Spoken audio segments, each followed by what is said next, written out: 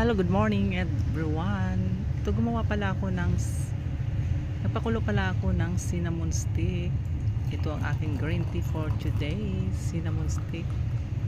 Pangpatanggal ng ating belbel sa ating katawan, mga pats-pats, mga kapuso. Ayan, nilagay ko na siya. Pagkatapos ng nilagyan ko naman siya ng lemon. Yan, piniga ko siya.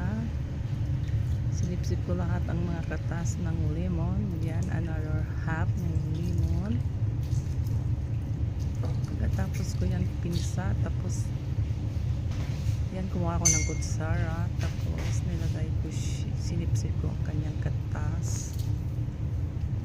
Yummy for today ang aking tea.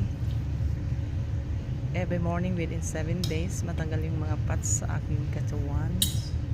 At dapat 7 days ang pag-inom ito. Ayan, pangtanggal. Nilagyan ko siya ng dalawang honey, dalawang kutsarang spoon. Dalawa lang ilalagay natin pagkatapos.